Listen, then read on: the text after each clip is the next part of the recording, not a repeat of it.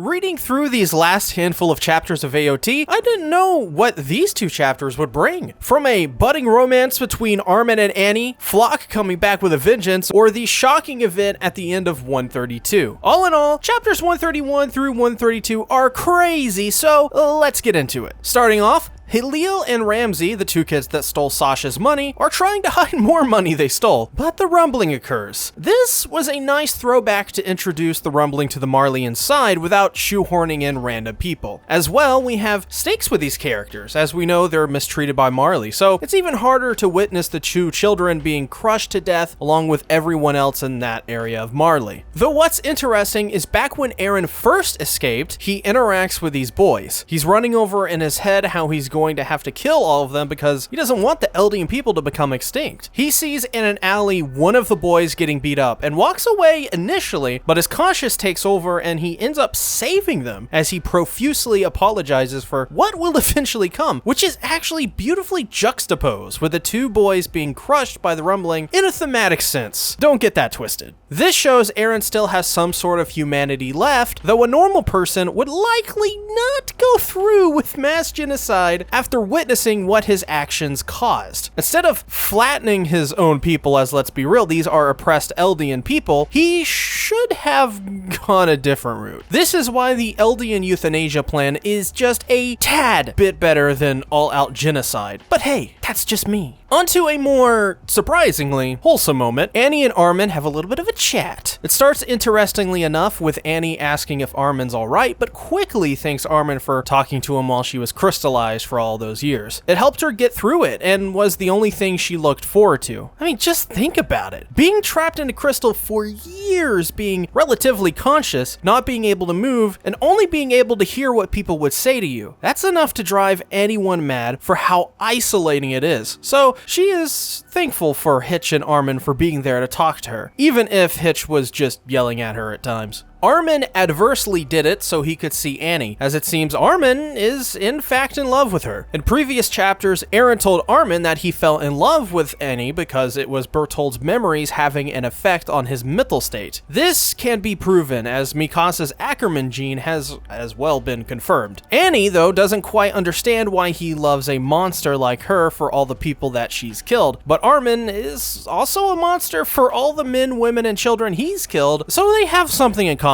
Yeah, these two are gonna have an awkward first date. Even so, this was a wholesome and well-needed change of pace. Love blossoming between these two is rather unexpected, but makes my heart flutter all the same. Getting the plane prepared, they decide to leave the previous explosives on the plane to use against Eren if need be. As Armin proposes this, I'm left wondering, can't this guy just like skyburst and nuke Eren and obliterate him? Then I got to thinking, they're likely going to use this plane to do something to cripple Eren and stop him from moving, something in that vein. Sorry, Onyon Compone, you're probably gonna have to sacrifice yourself. But while we're here, I think I have a clear picture of what may happen for the ending. Armin will be, hopefully, the one to kill Eren using the Colossal Titan, as it's perfectly set up and referenced constantly in these chapters that Armin is key in taking down Eren. How poetic would it be that the weak Armin topples the founding Titan Eren Yeager? The answer is pretty. Thanks to Yelena, it's revealed that Eren's next goal is the Aerospace Lab. This is because of the Zeppelins, which give Marley an advantage to fight and escape depending on the situation. Yet, Yelena wants them to admit Zeke's plan was right, and while I don't exactly agree that genocide and euthanasia are great choices, Zeke's original plan is the lesser of two evils. At the end of the day, what Eren is doing is destroying the world for his own childish desires so that he can protect his own people. But even so, there is no positive outcome between these two choices. Nonetheless, Tall Lady is correct here. In any event, it seems Reiner is finally redeeming himself to his comrades, apologizing to Annie for what he did to her. Now that the world is ending and all of Marley is crumbling quite literally beneath the feet of Eren's attacks, this apology was needed for both of them. It lets Reiner clear his conscience and really become a protagonist in their fight to save the world. Annie, in contrast, though, did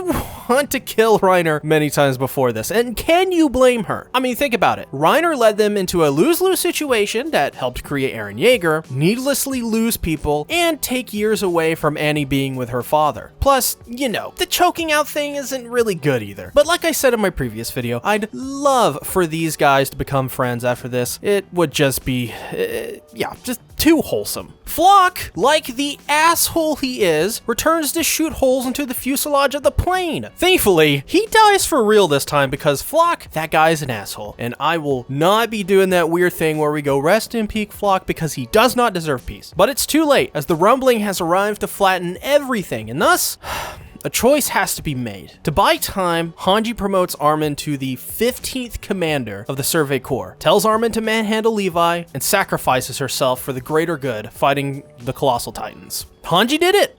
Her sacrifice was necessary and proved in the end that she was worthy of being the 14th commander. The doubt and weight she carried on her shoulders didn't stop her, and in facing death, made a decision, like Erwin's, to sacrifice herself to protect Armin, who wanted to go first, but as well, all of her comrades. And even in battle with those colossal titans, she was like her old self, amazed at how wonderful the titans are. Her death was handled differently from most deaths in AOT, as we don't see her die violently.